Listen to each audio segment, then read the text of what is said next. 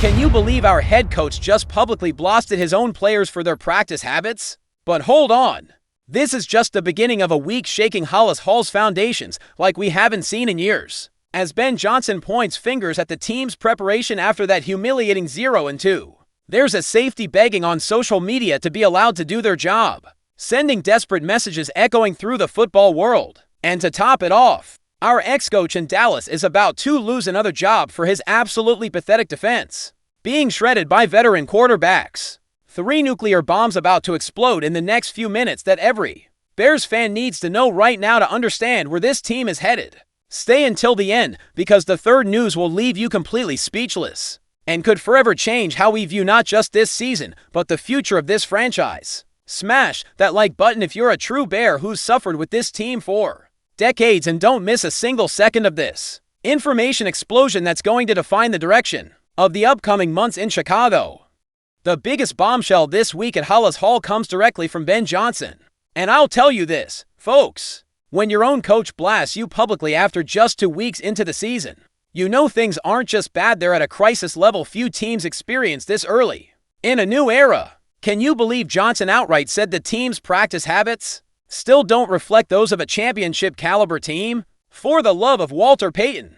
I think this is exactly what we needed to hear, even if it hurts to the bone and reminds us why we've suffered so much over the decades. But let's dig deeper, because there are layers of meaning behind these words that go far beyond mere criticism. Johnson had just returned to Detroit, the city where he built his reputation as one of the NFL's most brilliant offensive coordinators, where he helped transform the Lions from the league's laughingstock into legitimate Super Bowl contenders. And in his triumphant return, what was supposed to be a declaration of intent turned into an absolute nightmare when Dan Campbell and the Lions literally shredded the Bears 52-20-1.50-2-21. Folks, let me repeat that because I don't think we've fully processed the magnitude of this humiliation. The Lions scored 52 points on us. In modern football, scoring over 40 points is exceptional, but 52 is just a statement of total dominance. And it wasn't just that we lost, we were completely outmatched in every phase of the game, as if we were a high school team playing against professionals. Johnson came to Chicago with impeccable credentials.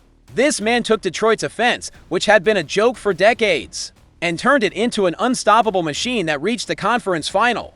Jared Goff, a quarterback many considered washed up after his stint in Los Angeles, became an elite player under Johnson's tutelage. Amon-Ra St. Brown transformed from a 4th-round pick into a star. Detroit's offensive line became a dominant force. But when Johnson arrived in Chicago and started working with these players, he immediately realized something that all of us as fans have suspected for years, that there is something fundamentally broken in the work culture of this organization. And I'll tell you, when a coach of his caliber makes such a strong public statement after just 2 weeks, it's not an emotional outburst, it's a calculated strategy to shake the foundations of an organization that has been too comfortable with mediocrity. Our practice habits still don't reflect those of a championship caliber team. Every word in that sentence is loaded with meaning. He didn't say the players lack talent. He didn't say the scheme doesn't work. He said the habits aren't up to par. That means preparation. That means intensity. That means attention to detail. That means arriving early and staying late. That means watching film until your eyes hurt. And here's what fascinates me about Johnson: he knows exactly what he's doing. This man worked with Dan Campbell, who also arrived in Detroit and found an entrenched losing culture. Campbell spent his first season being ruthless in his player evaluations, cutting veterans who didn't adapt to his culture, demanding a level of intensity many players hadn't experienced before. And Campbell ended 3-13 in his first season, exactly what many critics are predicting for Johnson. But here's the crucial difference: Campbell stuck to his principles and gradually built something special. And Johnson is following the same playbook, but with an important difference: he has more experience and a deeper understanding of what it takes to transform an organizational culture. What excites me is that Johnson isn't playing those political games of everyone's working hard that we've heard from previous coaches Matt Nagy used to tell us everything was fine while the team fell apart. Matt Eberflus talked to us about competing while making the most questionable decisions at crucial moments. But Johnson is being brutally honest from day one. You know what this tells me?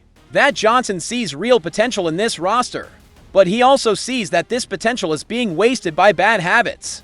that have taken root over years of losing culture.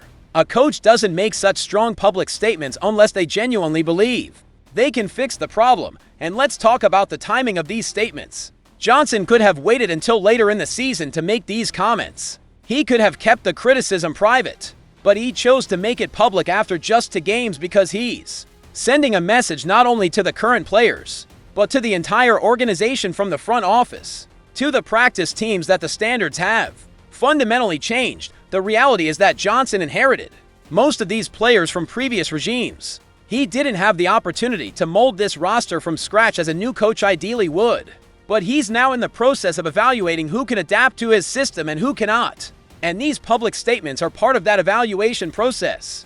I believe we are going to see dramatic changes in the roster in the coming weeks. Johnson is drawing a line in the sand: you adapt to my standards or find another team.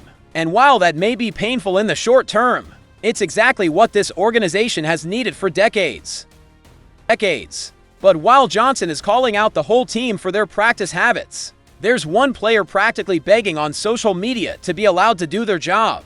And this has got me completely worked up, folks, because we're talking about one of the most versatile and explosive talents we have on this defense. Jaquan Brisker, our third-year safety, who many see as one of the few bright stars on this roster, went public on social media and basically shouted to the world, "Use me," in a way that should ring all the alarm bells at Hollis Hall. Can you believe this? A fan posted on X, formerly Twitter, that we need to let Jaquan Brisker play closer to the line of scrimmage and in the backfield, that Dennis Allen should take off the chains, and Brisker, instead of ignoring the comment or keeping things private as most professional players would, reposted this and responded with 2 words that have ignited a fire throughout the Bears community.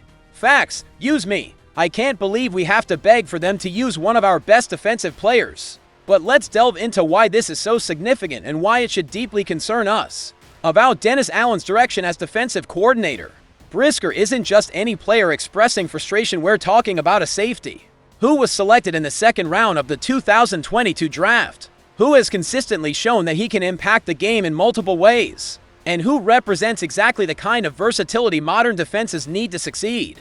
During his college career at Penn State, Brisker was known as a Swiss Army knife, a player who could cover receivers, stop the run, rush the quarterback, and make violent tackles that changed the momentum of games. And when the Bears selected him, the entire narrative was about how his versatility was going to be a secret weapon in Chicago's defense. But here are the numbers that have me absolutely frustrated, and that should frustrate any fan who understands football. In these first 2 weeks of the season, Brisker has played 58 snaps in coverage, but only 3 snaps in pass rush. 3 snaps! How is it possible that a player who has registered 18 pressures and 7.0 sacks in his career, according to Pro Football Focus, is being used so sparingly? To put this in perspective, let's compare with other versatile safeties around the league. Minkah Fitzpatrick in Pittsburgh is regularly used in blitz packages. Derwin James in Los Angeles is constantly moved around the formation. Jeremy Chin, when he was in Carolina, was a nightmare for offenses because they never knew where he would appear in the next play. But Dennis Allen, for some inexplicable reason, is using Brisker extremely conservatively. Of his 115 total snaps in these 2 weeks, only 47 have been aligned in the box or on the defensive line. That means more than 50% of the time, Allen is keeping one of his most dynamic players in traditional deep coverages when he could be creating havoc near the line of scrimmage. And here's what bothers me most: it's not just that Allen isn't maximizing Brisker's talent, it's that our defense is desperately needing exactly the type of versatility that Brisker can provide. In these first 2 weeks, we've seen opposing offenses completely dominate our pass rush. Kirk Cousins and Jared Goff have had all the time in the world to go through their reads and find open receivers. Do you know how many times in those 2 losses we've seen opposing quarterbacks step up in the pocket, go through their primary and secondary reads, and then complete perfect passes downfield? Too many times to count. And while this is happening, Brisker is standing in deep coverage, probably thinking, I could be pressuring this quarterback right now if they let me. Brisker's frustration is completely understandable when you consider his track record of production. During last season, in the few packages where Allen used him near the line of scrimmage, Brisker showed he can be disruptive. His tackles are violent. His route anticipation is exceptional. His ability to read the backfield and react instantly is elite. But what concerns me most is the precedent this sets. If you have talented players publicly expressing frustration because they aren't being used correctly, what does that say about your system? What does it say about your ability as a coordinator to maximize the talent you have available? And let's be honest about the social media situation. In modern professional football, players are extremely careful about what they say publicly. They have public relations teams. They have agents advising them on how to handle their image. So when a player like Brisker goes public and essentially criticizes how he's being used, that tells me the frustration has reached a boiling point. But here's what gives me hope: the response from fans has been overwhelmingly positive towards Brisker. The original tweet he reposted has received thousands of likes and comments, most of them from fans saying the exact same thing: use him more. This man can change games. That tells me I'm not the only one seeing the waste of talent happening. Dennis Allen was hired specifically for his reputation as an innovative defensive coordinator. His work in New Orleans was impressive. His ability to develop young players was one of the main reasons Ben Johnson brought him to Chicago. But these first 2 weeks have shown an extremely conservative version of Allen that seems more focused on not making mistakes than on maximizing the potential of his players. And I ask you this: in a league where defensive innovation is crucial for success, why are we playing so conservatively? Why aren't we using Brisker's versatility to create confusion for opposing offenses? Why aren't we sending creative pressures that could help our struggling pass rush? The reality is Brisker is right in his frustration. This guy described himself before the season as wanting to be a Swiss Army knife for this defense. He has shown he can do multiple things at a high level, and the fact that he's being underused while our defense struggles is inexcusable. What I hope is that Allen takes this public message as a wake-up call. Instead of getting upset because a player expressed frustration publicly, he should ask himself why that player felt compelled to do so. And more importantly, he should ask himself how he can better use one of the most dynamic talents on his defense. And now comes the cherry on top, folks. Because while we're suffering here in Chicago with our internal problems, guess who's suffering even more in Dallas in a way that's absolutely delightful for all of us? Who had to endure years of his incompetence? Matt Eberflus, our ex-head coach who traumatized us with questionable decisions during his terrible tenure, is now about to lose another job. And I frankly can't stop enjoying every second of this poetic justice unfolding in real time. Brian Schottenheimer, the head coach of the Dallas Cowboys, practically destroyed Eberflus publicly this week in a press conference that was brutally honest. Schottenheimer said the defense wasn't up to standard after allowing Russell Wilson, a 35-year-old quarterback many considered washed up, to burn them for a ridiculous 450 passing yards and 3 touchdowns in a single game. 450 yards to Russell Wilson. I'll tell you, this isn't just pure poetry, it's karma at its finest.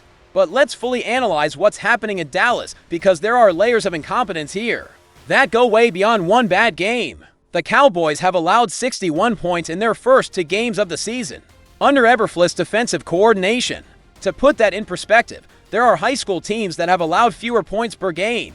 We're talking about an average of over 30 points per game, which in modern NFL automatically puts you among the league's worst defenses. Do you remember how Eberflus completely botched that final play against the Lions last year on Thanksgiving? That play has become a symbol of everything wrong with his management as head coach. We had 46 seconds on the clock.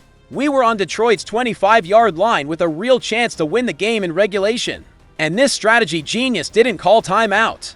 Instead, he let the clock run while our players struggled to get organized. And we lost the opportunity in an absolutely pathetic manner. I think that moment perfectly defined who Matt Eberflus is as a coach. A man who completely freezes in crucial moments, who makes the most conservative decisions possible when the situation requires aggression, and who consistently shows he doesn't have a winner's mentality when the stakes are highest. And now in Dallas, he's doing exactly the same type of things that frustrated us for years here in Chicago. His defense is allowing explosive plays constantly. Opposing quarterbacks are having all the time in the world to go through their reads. Running backs are finding massive holes in his defensive scheme. It's like watching a horrible replay of everything we suffered. But here's the part that has me absolutely fascinated: the exact words Schottenheimer used to criticize Eberflus are almost identical to the critiques we as fans made for years. Schottenheimer said, "There are a lot of things we can clean up, and that this isn't a multi-week issue. It's something we think we can correct." Does that sound familiar? It's exactly the same kind of empty corporate language Eberflus used here. when his defense was shredded week after week. The difference is that Schottenheimer clearly has no patience for excuses. When a head coach publicly says his defensive coordinator's performance wasn't up to standard, that's basically a public statement that the coordinator is on thin ice. In professional football, coaches generally try to protect their assistants publicly, even when they're privately frustrated. But Schottenheimer is being brutally honest about his disappointment.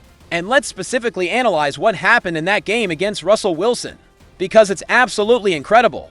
Wilson, who had one of the worst seasons of his career last year in Denver, suddenly looked like MVP Russell Wilson from his Seattle days. He was making perfect throws all over the field. He was extending plays with his mobility. He was reading Eberflus' defense like an open book. How is it possible that a quarterback many analysts considered in terminal decline can have one of the best passing performances of the week against your defense? The answer is simple. Eberflus' defensive scheme is predictable, conservative, and easy to exploit for experienced quarterbacks who know how to read defenses. Schottenheimer specifically mentioned they allowed 7 explosive passes in that game. 7. In modern football, allowing more than 2 or 3 explosive plays in a game generally means your defense is fundamentally broken. But 7 explosive plays is simply inexcusable for any defensive coordinator at the professional level. And here's what amuses me most: Schottenheimer said defense is hard. All 11 players have to be doing the same thing. That's a direct critique of Eberflus' leadership and communication. He's basically saying the players don't understand the system. They aren't communicating effectively, and they aren't executing as a cohesive unit. What makes this even more delightful is the timing.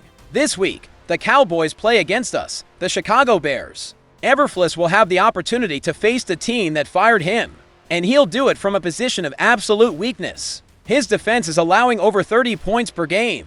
His job is in jeopardy, and he'll be trying to prove something against the team that decided he wasn't good enough. I think it's going to be pure theater to see how Caleb Williams and Ben Johnson's offense systematically attack Eberflus' defense. Johnson knows Eberflus' defensive tendencies perfectly from his years in the NFC North Division. He knows exactly what kind of offensive concepts can exploit Eberflus' conservative system. And let's be completely honest about what's happening here. Eberflus wasn't the answer for the Bears when he was here, and he clearly isn't the answer for Dallas now. The pattern is too consistent to be coincidence. Defenses that allow too many points, conservative decisions at crucial moments, lack of adaptability when the original plan isn't working. The reality is some coaches simply don't have what it takes to succeed at the highest level of professional football, and Eberflus seems to be one of those coaches. He might be a good position coach. He might be effective in roles with less responsibility. But when it comes to leading full units or entire teams, he consistently shows the same limitations. What excites me most is the possibility that the Bears can use this game as a statement. Johnson can demonstrate exactly why the Bears made the right decision by firing Eberflus and hiring an offensive-minded coach. Caleb Williams can show how a young and talented quarterback can thrive under the right system, something we never consistently saw under Eberflus. Folks, these 3 news stories show us exactly where we stand as an organization at this crucial moment in the 2025 season. And more importantly, they give us a window into the future of this franchise that we've loved and suffered through for decades. We have a coach in Ben Johnson who clearly isn't afraid to directly confront his players when they aren't giving their all, setting standards that go far beyond what we've seen in past years. But the question we all need to ask ourselves is this: do you think Johnson is being too harsh, too early in his tenure? Or is this exactly the kind of uncompromising leadership this team has needed over the past 2 decades of mediocrity? I personally believe Johnson is following the perfect playbook. Dan Campbell went through exactly the same phase of cultural establishment in Detroit. And look where they are now, legitimate Super Bowl contenders, with one of the most explosive offenses in the league. But Campbell had to be ruthless in his first year, cutting veteran players who didn't adapt to his system, demanding levels of intensity many players had never experienced, and maintaining his standards even when he ended 3-13 in his first season.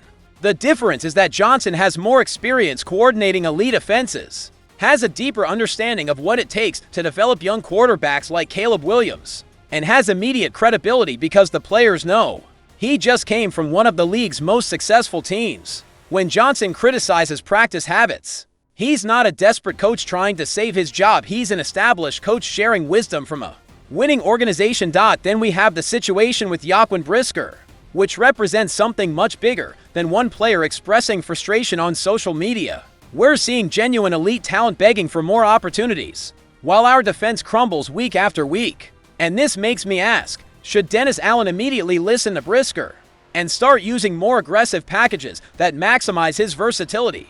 Or is it okay to maintain his conservative system while trying to establish solid defensive foundations? My perspective is that Allen urgently needs to find a balance. I understand the logic of wanting to establish basic concepts before adding complexity. But when you have players of Brisker's caliber available, and your defense consistently allows explosive plays, you have to be more creative. The best modern defenses use versatility like Brisker's to create confusion and additional pressure. And finally, we have this absolute poetic justice with Matt Eberflus struggling to keep another job in Dallas. This situation makes me ask something important. Do you think the Bears will fully capitalize on this opportunity to show Eberflus and the entire world what was lost when he was fired? Or is there a risk that his conservative yet familiar defense could create problems for our young offense? Honestly, I think this game is going to be a Ben Johnson masterclass. He intimately knows Eberflus' tendencies from years in the same division. He knows exactly what offensive concepts can exploit Eberflus' predictable system. And more importantly, he has the offensive tools with Caleb Williams, DJ Moore, Romo Duns, and Keenan Allen to execute those concepts at a level Eberflus has never seen. But here's the deeper reality we all need to accept. These are the moments that truly define not just a season, but the entire trajectory of a franchise. Johnson is in the process of establishing a completely new culture. He's evaluating which players can adapt to his standards and which cannot. He's building systems that will last years, not just weeks. And though the zero and to start hurts, though the public criticism is uncomfortable, though Brisker's frustration is concerning, I'll tell you I prefer this 1,000 times over the false comfort of previous years, where everything seemed okay while the team quietly fell apart. Johnson is planting the seeds of something special, but as any gardener knows, the process of growth can be messy and uncomfortable before you see the beautiful results. Campbell took 3 years to get Detroit to the playoffs. Bill Belichick took 2 years to win his first Super Bowl in New England. These processes take time, but when done correctly, they create dynasties. If you want to keep receiving this type of deep and honest analysis of the Chicago Bears, if you want to be part of a community that understands being a fan of this team means being ready for the ups and downs but never losing faith, then you need to subscribe to this channel right now. We aren't just casual fans here, we are a brotherhood of people who have bled navy blue and orange for decades, who have suffered through the heartbreak, but who are also ready to celebrate when the glorious days arrive. Hit the like button on this video if any of these news stories impacted you as much as they impacted me. Share this with all your Bears fan friends because we need to stay united during these moments of transition. And more importantly, tell me in the comments which of these 3 situations you think will have the greatest impact on the rest of this season. Is it going to be Johnson setting new standards that will eventually elevate the level of play for the entire roster? Is it going to be Allen finally unleashing Brisker and creating a more dynamic defense? Or is it going to be the sweet revenge against Eberflus that gives us momentum for the rest of the season? I honestly believe the next 2 weeks will tell us everything we need to know about the direction of this franchise. See you in the next video with more analysis, more passion, and more truth about our beloved Chicago Bears. And always remember, no matter what happens, no matter how frustrating things get, bear down. Forever and always bear down. Because this team and this city deserve nothing less than our complete loyalty and unwavering support. Wavering support.